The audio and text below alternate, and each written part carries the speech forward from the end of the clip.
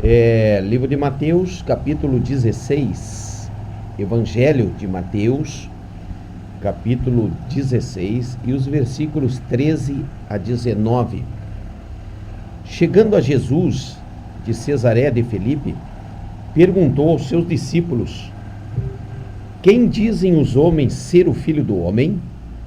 Responderam-lhe: uns dizem João Batista, outros Elias, outros Jeremias, ou um dos profetas. Perguntou-lhes ele: e vós quem dizeis que eu sou? Simão Pedro respondeu: tu és o Cristo, o Filho de Deus vivo. Respondeu Jesus: bem-aventurado és tu, Simão, filho de Jonas, pois não foi a carne e sangue quem te revelou, mas meu Pai que está nos céus. E também eu te digo que tu és Pedro, e sobre esta pedra edificarei a minha igreja, e as portas do inferno não prevalecerão contra ela. E eu te darei as chaves do reino dos céus.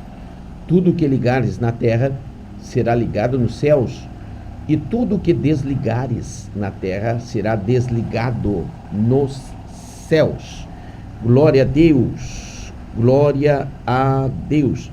Irmãos, nós vamos ver aqui, a epígrafe diz assim, a confissão de Pedro, e nós vamos ver a Trindade manifesta nessa pequena reunião entre os apóstolos e o próprio Jesus Cristo. Jesus estavam chegando de uma região, estavam então se juntando ali em um momento bastante particular e pessoal, onde nós podemos dizer estavam ali numa intimidade espiritual muito grande. Jesus tinha sempre esses momentos, e ali ele perguntou aos discípulos: o que estão falando de mim? Eu estou aqui contextualizando. O que estão falando de mim? O que dizem por aí que eu sou? O que falam de Jesus? Aí a resposta de alguns disseram: dizem que tu é João Batista, dizem que tu é Elias, dizem que tu é Jeremias, e dizem que tu é um dos profetas. Jesus, o ministério de Jesus estava sendo comparado ao de João, Elias, Jeremias, ou profeta. Quando a Bíblia fala de João, Elias, Jeremias, estavam comparando Jesus a uma personalidade bastante forte, aceita e ao mesmo tempo também bastante rejeitada, né? O próprio Jesus estava sendo comparado a Elias, que foi chamado de perturbador de Israel. O João Batista, ele declarou ali os pecados de Herodes com Herodias e acabou tendo a sua cabeça cortada. Jesus estava recebendo ali comparações humanas de um trabalho forte. Eles estavam percebendo que Jesus, ao mesmo tempo que estava curando, libertando, ajudando muita gente com sinais e milagres, era percebível também que Jesus passou a incomodar muita gente. E aí, Jesus então dirige essa pergunta para os seus. Tá bem? É isso que o povo está dizendo, que eu sou como Elias, como Jeremias, ou sou um deles, ou sou como um profeta, ou até mesmo um João Batista ressuscitado. Mas aqui entre nós, o que vocês acham que eu sou? Como nós sabemos da personalidade de Pedro, e aqui está bastante explícita a personalidade de Pedro, bastante incisivo, precipitado, e sentindo uma forte presença, o Pedro diz assim: tu és o Cristo, o Filho do Deus vivo. Por que será então que a revelação chegou primeiro a Pedro? Logo a gente entende que chegou a Pedro porque Pedro foi o primeiro a aceitar que Jesus Cristo era o Filho do Deus vivo. Quando Pedro aceitou no seu coração esta afirmação, ele recebe a revelação dizendo: é isso mesmo, Pedro, você está na direção do Espírito Santo. Diga para o meu filho que ele é filho do Deus vivo. E ali o Senhor, então, faz ali um comentário sobre João. Bem-aventurado és tu, Simão, filho de Jonas, né? Dizendo a Pedro: pois não foi a carne e o sangue quem te revelou, mas meu Pai que está no céu. Nós temos no 17 duas situações. Primeiro, que o Senhor estava dizendo que aquela revelação não era humana. Até o momento chegara a revelação humana. Ele é João Batista, ele é um Elias, ele é Jeremias, ele é um dos profetas. Mas agora estava chegando uma revelação espiritual do Espírito Santo. Bem, segunda situação que a gente vê aqui é a Trindade explanada no versículo 17. O Espírito Santo traz a revelação de Deus para Pedro, de quem era Jesus. Está aí manifesta a Trindade, o Pai, o Filho e o Espírito Santo, trazendo as revelações para Pedro. Versículo 18. E também, quer dizer, não só Deus estava dizendo que Pedro era um bem-aventurado, como também dizendo que aquela revelação era uma revelação do Espírito, como também Jesus estava falando acerca da igreja. E olha o que Jesus fala acerca da igreja. Igreja, segundo o grego, é aquelas pessoas tiradas para fora, tiradas de fora do mundo, para viver em comunhão no mesmo Espírito, onde o cabeça é Jesus Cristo, onde todos nós fazemos parte do corpo e cada um tem a sua função específica. E também te digo que tu és Pedro, e sobre esta pedra edificarei a minha igreja.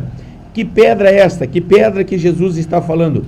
Está falando sobre esta afirmação que Pedro falou, que Jesus Cristo é o Filho de Deus.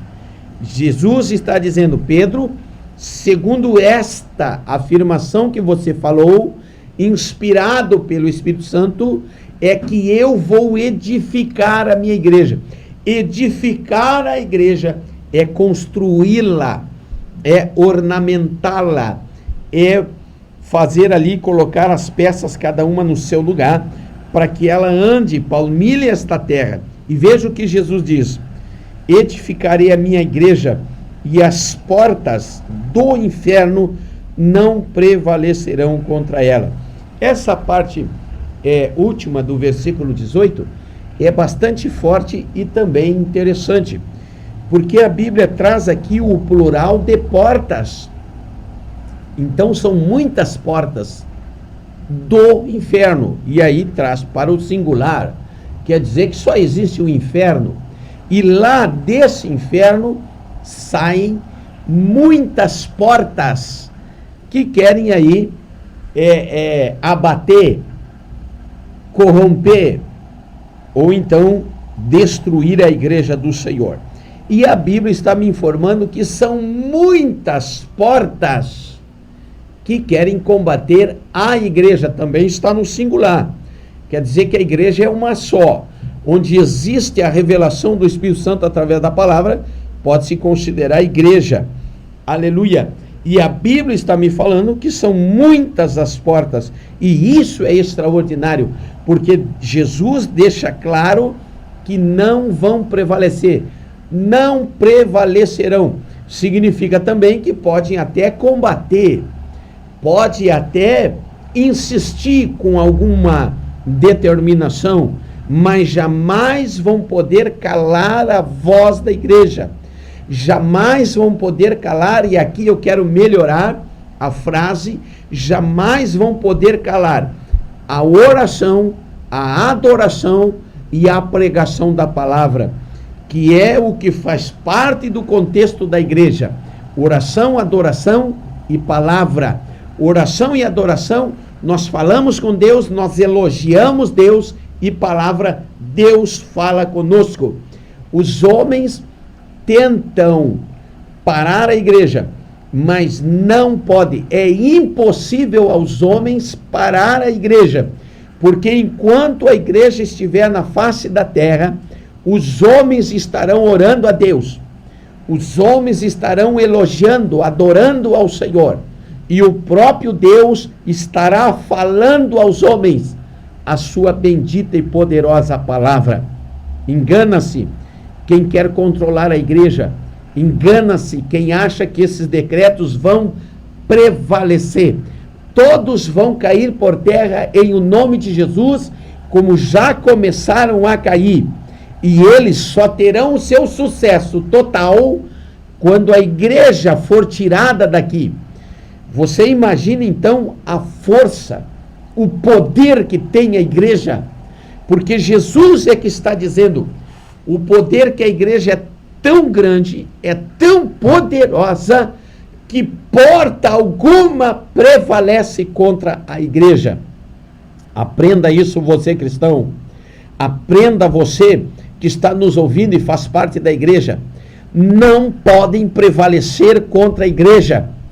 Nós, até um certo ponto, entendemos as regras, entendemos a higienização, entendemos o comportamento para prevenção, entendemos. Mas agora dizer número de pessoas que podem entrar, esse número de pessoas que só pode entrar, só quem pode dizer é Deus. É Deus que pode dizer quantos vão entrar na igreja hoje. É somente o Pai que pode dizer quantos podem entrar na igreja, seja o dia que for. É somente Deus que pode dizer quantos vão me adorar, quantos vão ouvir a minha palavra. É somente Deus. Olhe a força que tem a igreja. Talvez muitas igrejas aí ainda não descobriram esse poder sobrenatural de se levantar contra decretos mundanos, decretos do mundo, para frear, desacelerar, acabar com a adoração, com a oração e com a pregação da palavra. A igreja tem uma força descomunal, uma força invisível, sobrenatural, que é impossível parar ela em nosso tempo. Só será possível o dia que o próprio Jesus, através da pessoa maravilhosa do seu Espírito, tirar a igreja da terra para glorificar o seu nome. A igreja tem força demais, irmão. Eu vou provar isso aqui no versículo 19. A igreja tem uma força extraordinária, sobrenatural, que muitos pastores desconhecem. Muitos cristãos estão negligenciando. Porque digo mais uma vez aqui, é inaceitável políticos dizerem quantos podem entrar, a que horas podem entrar para adorar e servirem ao Senhor. É inaceitável. Quero lembrar também, abrindo-se parênteses, que a igreja não faz levante ou motim. A igreja vai para o joelho e demonstra perante Deus a sua indignação. Você lembra lá, quando Israel clamou por um libertador, em Êxodo capítulo 1, e no 2 Deus levanta Moisés? Você lembra dessa passagem? Faça o mesmo que Israel. Clame, porque os homens, volto a afirmar, os homens, nenhum homem, seja ele quem for, pode dizer quantos podem entrar na igreja, que percentual pode entrar na igreja. Estão se levantando contra Deus, estão tocando nas meninas dos olhos de Deus. Quem é que vai dar conta desses que não podem entrar porque já está cheia a igreja? Quem é que vai dar conta desses que não conseguiram entrar lá para receber uma palavra de salvação, de cura? Será que é o Estado que vai arcar com as despesas de enfermidades daqueles que não receberam a sua cura quando ouviram a palavra de Deus? não vão. Mas observe o versículo de número 19. Diz a palavra do Senhor: eu te darei as chaves do reino dos céus. Quando a gente lê aqui chave, a gente está entendendo que existe uma porta e existe o poder de abrir essa porta e o poder para trancar essa porta. A Bíblia está me informando de um poder de acessibilidade, livre ou fechado. E o versículo completa dizendo: tudo que ligares na terra será ligado nos céus, e tudo que desligares na terra será desligado nos céus. Está aqui o poder da igreja, meu irmão. Está aqui o poder sobrenatural da igreja. Poder de ligar e desligar. Vamos desligar esses decretos em o nome de Jesus agora, junto comigo. Nessa simples pregação, mas é do Evangelho. Nessa simples pregação, mas é revelada. Eu e você, eu aqui, você aí do outro lado, vamos fechar esses decretos. Vamos anular esses decretos. Anular a autoridade desses homens que subiram lá, estão forçando as portas da igreja. Mas glória a Deus que eles não vão prevalecer. Enquanto a igreja estiver na terra, é a igreja que dita as regras. Você sabia disso? Não sabia disso? Você entende isso? Vá para a oração. Mostre a Deus a sua indignação. Quando você chegar na igreja e não puder entrar, porque já entrou todo mundo que tinha que entrar. Mostre a sua indignação quando você precisar de uma oração e não puder entrar numa igreja, porque está estabelecida a regra de quantos podem entrar lá. Mostre a sua indignação quando você não puder levar aquela pessoa que você ama dentro de uma igreja, porque a igreja não pode abrir as portas para você. Mostre a sua indignação perante Deus. Apresente esses homens que através de papel e caneta estão oprimindo os crentes e as igrejas, se levantando contra a menina dos olhos de Deus. Ora, eu quero aqui tecer um comentário para então concluir esta pregação. Dizem os entendidos que no Brasil são 50 milhões de evangélicos. Não precisa esses 50 milhões de evangélicos fazer motim ou levante. Basta que esses 50 milhões de evangélicos dobrem os seus joelhos e mostrem a sua indignação perante Deus, para que Deus remova esses homens que estão batendo na porta da igreja, maltratando a igreja, esses homens que estão dizendo quem pode e quem não pode adorar a Deus. Se somos 50 milhões de Deus, a nossa guerra já devia ter sido vencida. E lembre-se, irmãos, vamos ter eleições. Vamos ter eleições novamente aí. Cuide quem fechou porta. Cuide quem trancou a igreja. Se você não quer isso de novo, faça escolhas certas. Porque existe duas situações. Autoridade instituída por Deus e autoridade que Deus permitiu que chegasse lá. Essas aí, a maioria delas, chegaram lá para que a igreja hoje sentisse na pele o que vai ser o governo do anticristo. Está na hora de nós mostrarmos a nossa indignação. Se nós estamos na terra ainda e não se deu o arrebatamento, então é nosso dever partir para a oração. Porque a Bíblia me diz que nós temos um poder que não conhecemos, que se nós ligarmos na terra é ligado no céu. Receba essa palavra em nome de Jesus. Escute a canção aí com este lá. Eu ainda